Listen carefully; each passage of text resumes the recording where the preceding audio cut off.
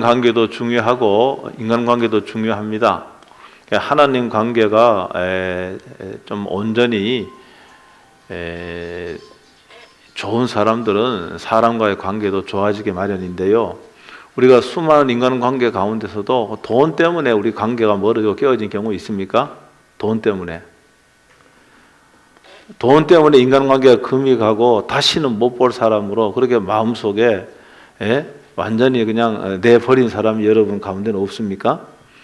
우리 교인들 사이에서도 교회에서 가끔 일어나는 사고 가운데 하나가 이 돈 사고입니다. 교회에서 돈 사고 치는 사람은 믿을 수 있는 사람이에요. 저 사람은 틀림없다. 그런 사람이 돈 사고 치는 경우가 왕왕 있습니다. 들어보니까 사정이 딱하기도 하고요.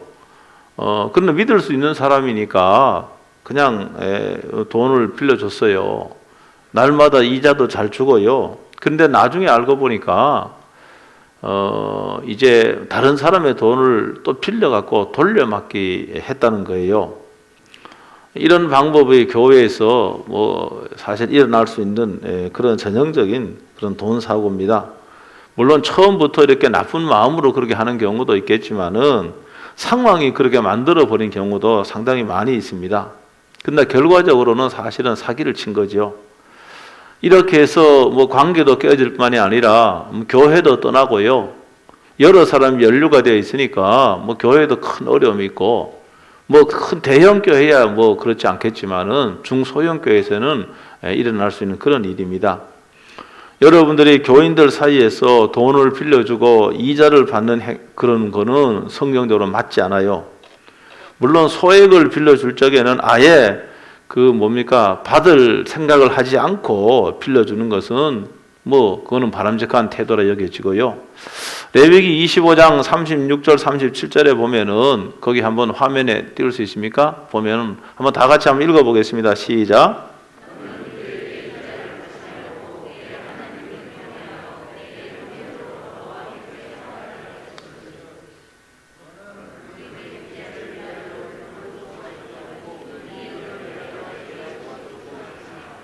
여기 말씀해 보니까 그 이자를 받지 말고 이익을 왜 내 양식을 구워주지 말라 이렇게 말씀하고 있기 때문에 그런 거예요.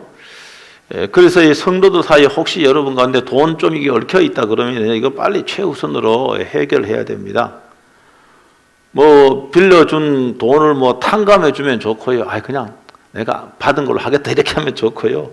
그렇지 않다면은요, 이자는 받지 않는 게 성경대로 맞는 것 같아요. 그리고 빌린 사람은요, 최우선으로 그걸 제가 갚아야 됩니다. 그렇지 않으면은요, 관계 깨집니다.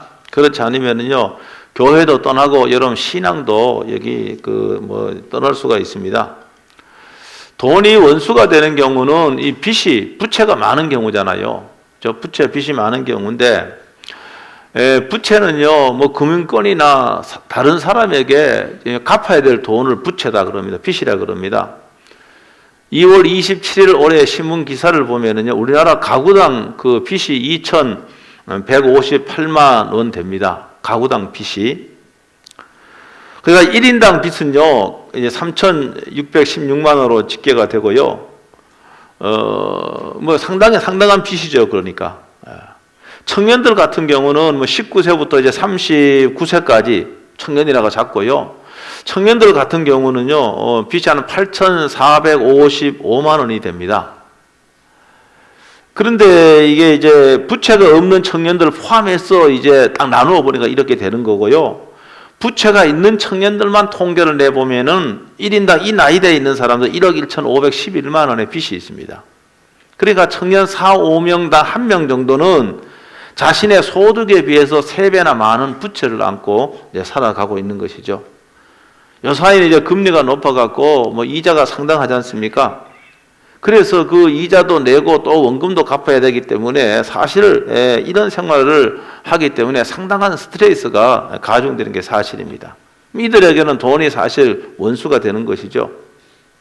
그래서 이 성경은 이자를 목적으로 돈을 빌려주지 않도록 되어 있지만은 이거는 옛날에 이렇게 지금 자본 내지는 이 금융 시스템이 만들기 전에 이제 있었던 거고, 지금은 우리가 뭡니까? 이 자본주의 사회에 우리가 살고 있지 않습니까?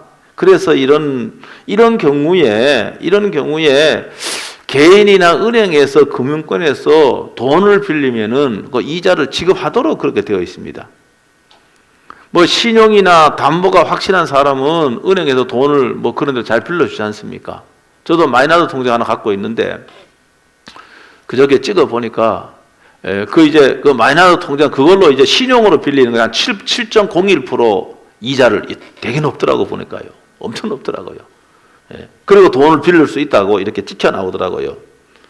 은행이나 금융권은 어떻게 합니까? 그게 이게 뭔가 하면 돈을 빌려주고 그 높은 이자를 사실은 받아요.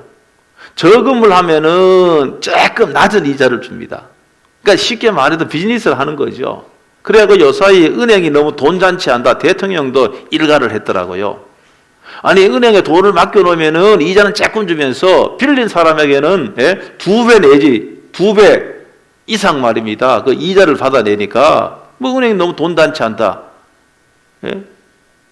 지금 일반 그 시민들은 지금 금리가 높아서 그냥 죽겠다 그러는데 이게 뭐가 되느냐 뭐 이렇게 해서 이제 뭐 일가를 했더라고요. 그나마 이제 신용 어느 정도 있는 사람들은 돈을 빌릴 수가 있는데 신용 등급이 낮은 사람은 은행의 문턱이 굉장히 높습니다. 그러니까 은행이 안 되니까 어떻게 개인한테 돈을 빌릴 수밖에 없는 거예요. 막 사정을 해서. 그런데 우리가 사실 돈을 빌려서 뭐 이렇게 하게 모든 것이 잘 풀리면 얼마나 좋겠습니까만은 사실 이 세상에 있는 일이 우리의 생각대로 되는 일은 생각보다 그렇게 많지가 않습니다. 그래서 자꾸 이런 높은 이자도 해야 되기 때문에 개인의 어떤 그런 금융 상태는 계속 악화되는 그런 구조를 띠고 있는 것이죠. 여기 성경을 제가 대표 구조를 두 군데만 읽었지만은 성경은요 부채, 빚에 대하여 부정적으로 말씀하고 있는 것은 사실입니다. 그 잠언 22장 7절 같은 경우는 부자는 가난한 자를 주관을 하고 빚진 자는 채주의 종이다. 채주는 뭐 빚을 뭡니까? 그 채주는 그 뭡니까? 그 돈을 빌려준 사람을 말하는 거예요. 여러분 그러니까 우리가 돈을 내가 만약에 빌렸다 그러면은 내한테 돈 빌려준 사람의 눈치를 볼 수밖에 없는 거예요. 그렇잖아요. 나는 돈도 없는데 빚 갚으러 가면 큰일 나잖아요. 이런 말씀을 쉽게 옮기면은 이게 가난한 사람 부자의 지배를 하고 빚지면은 이 빚쟁이의 종이 될 수밖에 없다. 그래갖고 과거에는 말이면 빚 때문에 말입니다. 어떻게 합니까? 자식들을 몰라. 자식들을 그냥 그 집에 그냥 뭡니까? 일꾼으로 보내고 팔고 이렇게 하는 일이 역사적으로 비일비재하게 일어났습니다. 오늘 읽은 신명기 28장은요, 여러분 굉장히 유명한 장 아닙니까? 축복장입니다. 그래서 신명기 28장 11절은 빚과 부채가 있는 것을 결코 축복이라고 말씀하고 있지 않아요. 축복이 아니라고 말하고 있는 거예요. 그러니까 여호와의 말씀을 순종하는 자에게는 복을 약속하셨는데 이 사람은 뭡니까? 하나님께 말씀에 순종하는 자에게는 다른 사람으로 구워줄 수 있는 그런 그 경제 상황이 되도록 하신다. 뭐 이렇게 말씀하고 계신 거고요. 그 다음에 우리가 읽은 신명기 28장 44절은 여러분 읽으면서 왜 이렇게 기분 나쁜 말씀을 좀 본문으로 택하나 이렇게 생각할 수 있잖아요. 그는 내게 구워줄지라도 너는 그에게 구워주지 못하리니 그는 머리가 되고 너는 꼬리가 될 것이라. 여기서 그는 누굽니까? 그는 하나님의 말씀을 순종해서 물적인 풍요함을 누리는 사람이 그예요. 여기 너는 누군가 하면은 여러분 너는 누군가 하면은 하나님의 말씀을 불순종해요. 하나님의 말씀을 불순종해서 돈을 꿀 수밖에 없는 경제 상황이 된 사람을 말하는 거예요, 지금요. 그러니까 이 사람은 뭡니까? 그런데 이 사람은 구워주지 못하는 거예요. 왜? 자기 먹을 것도 없는데 남을 어떻게 구워줍니까? 자기도 지금 다른 사람에게 돈을 꿔야 될 판인데 어떻게 다른 사람 구워줄 수 있는 거예요? 여기서 그걸 이렇게 말씀하고 있는 것이죠. 그러니까 이 말씀, 하나님 말씀을 불순종하며 사는 자는 돈을 빌릴 수밖에 없는 그런 삶을 살게 된다. 이렇게 말씀하고 있는 거예요. 그래서 이런 걸 보면은 부채와 빚을 지는 것은 원칙적으로 이게 하나님의 축복도 아니고 바람직한 것도 아니라고 이렇게 여러분 재해석을 할 수 있는 거예요. 우리들이 돈을 빌리는 것은 나중에 이 빚을 갚을 만큼 돈을 벌거나 또 수입을 전제하고 빌리게 되는 겁니다. 여러분, 그러나 사실 우리 계획대로 되는 게 별로 없지 않습니까? 예? 여러분, 자신의 능력에 비해서 많은 돈을 빌립니다. 그래서 무슨 투자를 한다고 부동산에 투자하기도 하고, 그 다음에 주식을 사기도 하고, 예? 여러분, 이렇게 하는데, 이게 주식이 올라가면 다행이에요. 부동산에 올라가면 다행이에요. 매매가 되면 다행이야. 그런데 대부분 다 그 반대로 흘러갑니다. 대부분 다 반대로 가는 거예요. 아니면 돈을 빌려갖고 요사이 말하면 젊은이들은 코인을 사고, 돈을 빌려갖고 주식에 투자하고, 그러니까 이 상황은 다 반대로 가기 때문에 더 많은 빚을 안고 사실은 사는 거예요. 그러니까 이 돈이 사실 원수가 된 것은 자기의 잘못된 어떤 결정과 뒤에 조금 이따 제가 말씀드리겠지만은 그 욕심이, 그 물질에 대한 그 지나치는 그 욕심이 사실은 자신의 경제 상황을 이렇게 만들어 버린 겁니다. 그러면 여기 오늘 절대로 돈을 빌려서는 안 되는가? 제가 성경을 찾아봐도 너희들 절대 돈 빌리지 말아라. 물론 부채와 빚진 것을 사실은 이걸 굉장히 부정적으로 말하고 있지만은 우리가 너희는 절대로 이게 돈을 빌리면 안 된다. 그런 말씀은 없는 것 같아요. 저도 최근에 빚을 좀 졌어요. 제가 빚 있습니다, 장모님. 예? 내가 빚지려고 빚진 게 아니고 나는 빚 안 지겠다고 하는데 돈을 자꾸 쓰라고. 예? 이자도 안 줘도 된다고. 그리고 또 뭡니까? 안 갚아도 된다고. 그래서 내가 못 이긴 척하고 내가 좀 이제 돈 쓰고 있어요. 저는 근데 마음이 편해요. 내가 필요하고 한 것도 아니고, 이자도 필요 없다 그러고 안 갚아도 된다고 하니까 얼마나 편합니까? 그러나 또 이제 갚아야 될 돈이죠. 근데 성경은 단지 뭘 이야기하는가 하면은, 단지 이 빚의 위험성에 대해서 굉장히 말씀하고 있는 거예요. 그래, 우리들이 예를 들어서 집을 장만한다 그러면은, 여러분 집을 분양을 받으면은 은행에 융자를 끼고 분양을 받잖아요. 아니, 집을 사도 말입니다. 맨 처음에 융자가 끼어 있잖아요. 우리가 무슨 집을 전체 액수를 다 주고 살 만한 그런 어떤 그 돈이 없어요. 그러면은 뭡니까? 융자를 잇는 거, 아니 융자를 내서 집을 살 수밖에 없는 거예요. 아니면 여러분들이 조그만 장사를 한다거나 조그만 사업을 하려고 해도 여러분의 모은 돈 갖고는 턱없이 부족하니까 우리가 그렇게 금융권의 도움을 이렇게 받아서 할 수밖에 없는 것이죠. 이럴 때 사실은 빚을 지는 겁니다. 여러분, 근데 가장 기본적인 전제는 뭔가 하면 내가 이 빚을 상환을 하는데 지나치게 부담을 주는 많은 액수는 사실 굉장히 위험한 겁니다. 가령 월급을 타서 말입니다. 원금도 좀 요사이 갚아야 되잖아요. 그 다음에 또 이자도 갚아야 되는데, 이게 이 지출이, 이자를 내고, 그 다음에 또 원금도 갚고, 이 액수가 너무 많기 때문에 생활이 너무 어렵다 그러면은 이것은 제가 볼 적에는 좀 바람직한 것이 아닌 것 같아요. 그리고 실제로 우리가 이게 세상 일이라고 하는 게요, 예? 물론 아파트 같은 경우는 이런 분양가 밑으로 떨어지는 경우도 있지만은 사실은 분양가 밑으로는 잘 안 떨어지잖아요. 그러면 내가 그 빚을 낸 게 있기 때문에 이게 안 되면 아파트 팔면은 다 또 갚을 수 있기 때문에 이런 주의 어떤 빚은 어느 정도 이제 허용해야 맞는 것 같아요. 그런데 우리가 또 예상하지 않은 일들이 일어납니다. 갑자기 실직당할 수도 있어요. 이거 모르는 겁니다, 이게.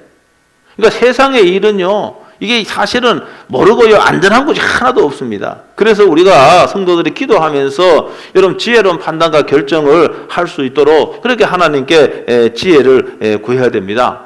가능한 한 빚을 지지 않는 것이 가장 좋습니다.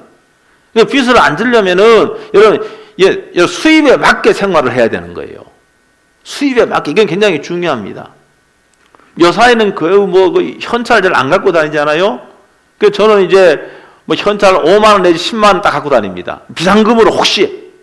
예? 그리고 다 뭡니까? 카드로 결제를 한다거나 스마트폰으로 하고 이렇게 다 합니다. 이렇게 하니까 뭡니까? 사실은 현찰을 갖고 다닐 때보다가 돈을 또 많이 씁니다. 그 3분의 1 정도가 돈을 이렇게 카드로 쓰기 때문에 더 많이 쓴다는 그런 통계가 나와 있어요. 여러분 요사이 말입니다. 케이블 방송 같은 거, 옛날에 케이블 방송, 뭐 광고 방송이 없어질 적에 돈 별로 안 썼어요.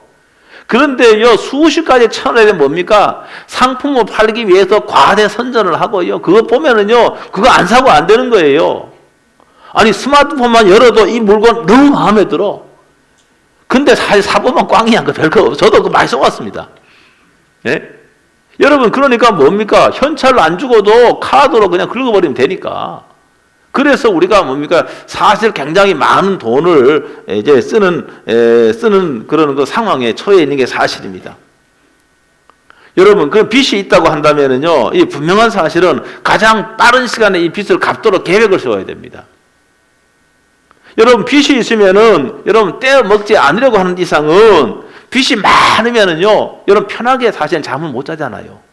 그렇잖아요. 자다가도 벌떡 일어난다고 제가 누가 들은 것 같아. 자다가도 벌떡 일어난대. 한 달이 얼마나 그렇게 빨리 돌아오는지. 여러분, 이게 다 스트레스가 되고, 이게 우리의 건강을 뺏어가고, 그렇게 되는 거예요. 그래서 이 빚을 최우선으로 갚아야 되는데, 그래서 빚의 목록을 쭉 작성을 해봐야 되죠. 그래서 금리가 높은 것부터, 액수가 작은 것부터 이걸 갚을 수 있도록, 그렇게 되면 내 생활을 뭡니까? 수입은 한정되어 있는데 생활을 줄여야 되는 거죠. 그렇게 할 수밖에 없는 거예요. 그 생활 스타일을 바꿔야 되는 것이죠. 뭐 큰 집이라 그러면은 여기 도저히 이거 안 되겠다 그러면은 작은 집으로 옮겨야 되는 것이고, 외식을 자주 한다 그러면은 뭐 외식을 줄여야 되는 것이고, 그리고 아까 제가 말한 쇼핑 같은 거 이거 자제해야 되는 거고, 그렇게 해야 되는 거예요. 이렇게 해서 작은 빚 상환하게 되면은, 자신감이 생깁니다. 저희 어머니 재작년에 돌아가셨는데, 우리 어머니가 교회 하도 딱하니까, 제가 이거 방송 타지요. 뭐 사실이니까 방송 타도. 우리 교인이 하도 말입니다. 옷을 만드는 분인데, 옷을 만들어 납품하는 분이야. 근데 하도 그냥 뭐 은행에서 못 빌리니까 이제 어려우니까 그 돈을 빌려준 거야. 그런데 그게 뭐 계획대로 됩니까? 그런데 이분이요. 근데 결국은 다 갚았어. 갚았습니다. 이자는 안 받았지만 원금은 다 받았어요. 무슨 한이 있더라도 내가 권사님 거는 갚아주겠다 그러더래. 옷가 하는데 결국은 한 몇 년 동안 10년 가까이 됐을 거야. 그렇게 해서 월 얼마씩 이렇게 다 받았다는 거예요. 나중에 보니까. 이거 굉장히 정직한 분이에요. 안 그러면 대부분 사람들이 떼먹고 다른 교회 가버리고 이렇게 해버립니다. 그러니까 여러분 빚이 있다 그러면 이렇게 장기 계획을 세우더라도 갚을 생각을 하고 기도하면서 작은 것부터 월 얼마씩 그렇게 하는 것이 성경적이고, 이렇게 하는 것이 여러분 성도의 바람직한 태도지요. 빌릴 수밖에 없는 상황이 있는 거예요. 그런 후에는 더 이상 빚을 지지 않겠다고 결심해야 됩니다. 자꾸 빚을 짓고 빚을 지는 것은요, 우리가 잘 생각해 보면요, 우리 욕심 때문에 그런 경우가 많이 있습니다. 무엇을 더 가지려고 하는 거예요. 무엇을 더 많이 소유하려고 하는 거예요. 그래서 골로새서 3장 5절에 이렇게 말씀하고 있잖아요. 다 같이 한번 읽어봅니다. 골로새 3장 5절 다 같이 시작.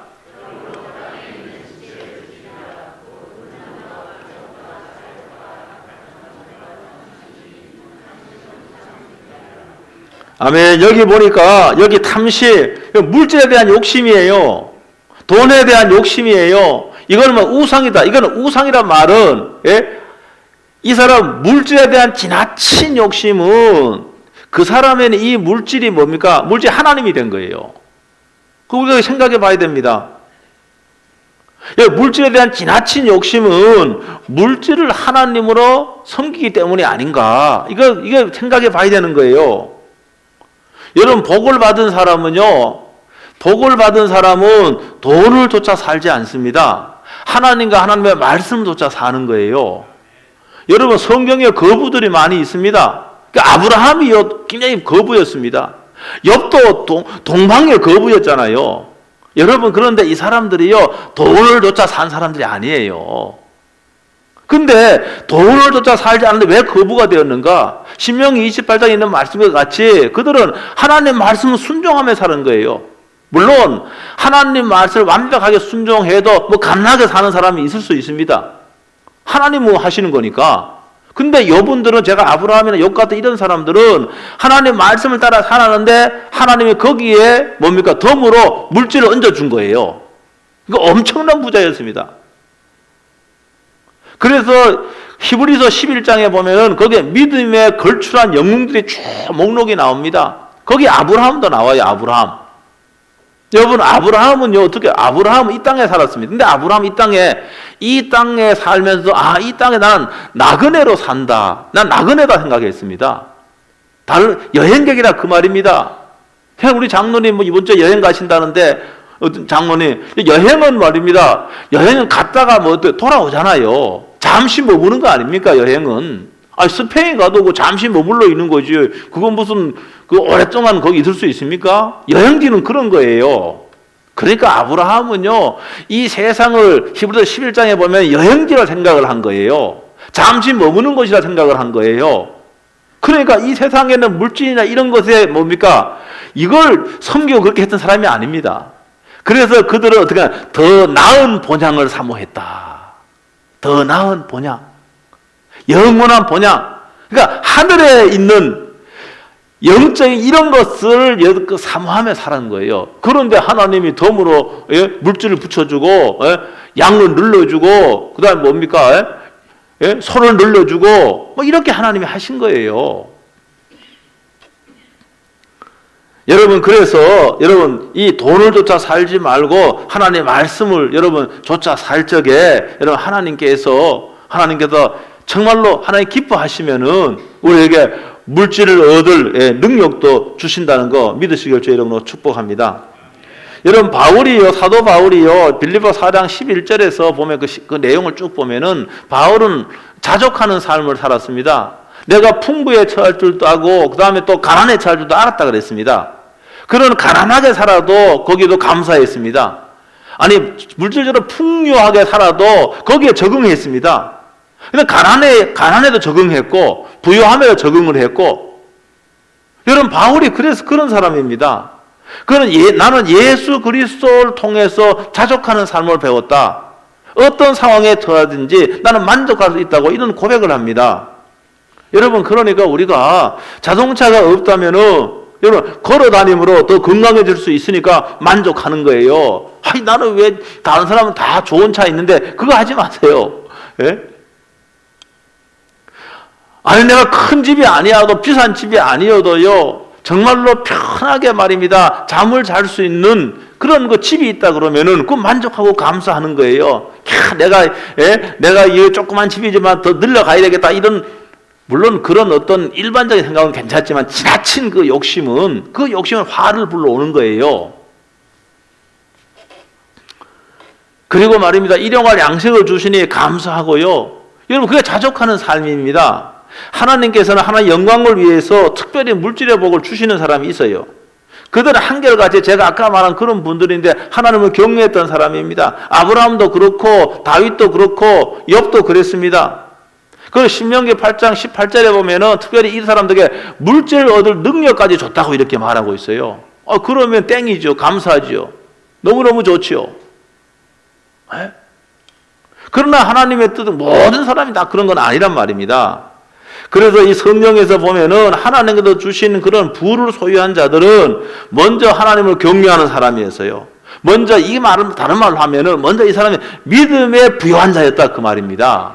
믿음이 좋았다 그 말입니다. 믿음이 좋았는데 하나님이 덤으로 물질까지도 얹어주시는 거예요. 물질을 얻을 능력까지 주시는 거예요. 여러분, 그런 거예요. 그러므로 저와 여러분들이요, 먼저 여러분 하나님과 하나님의 말씀을 좇는 여러분 되시길 주의 이름으로 축복합니다. 믿음에 부유한 자가 되라고 하는 것이죠.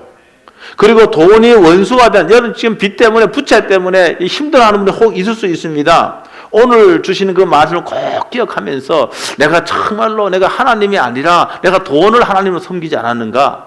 여러분, 그렇다면 정말로 회개하고 내가 이제 세상에 있는 것들을 내 주인 삼 모든 거 내려놓고 내가 하나님만 섬기고 하나님만 주인 삼겠습니다. 이렇게 여러분 고백할 수 있게 되길 주의 이름으로 축복합니다. 그리고 빚이 있다 그러면 그 빚의 목록을 정하고 기도하면서 작은 것부터 그 다음에 또 금리가 높은 것부터 여러분 이거를 1년이 걸리라 10년이 걸리더라도 내가 내 생활을 줄여가면서 내가 이걸 반드시 내가 갚고야 말겠다. 그렇게 기도하면서 여러분 그렇게 살 수 있게 되길 주의 이름으로 축복합니다.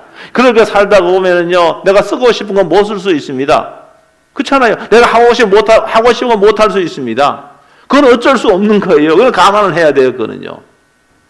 여러분 그렇게 해서 저와 여러분들이 정말로 이 세상에 살면서 정말로 빚과 부채로 인하여 여러분 고민하지 않고 정말 만족하며 사는 여러분 되시길 주의 이름으로 축복합니다. 다 일어나셔서요. 내가 주인 삼은 모든 건 내려놔 이 찬양하고 통성을 한번 기도하겠습니다.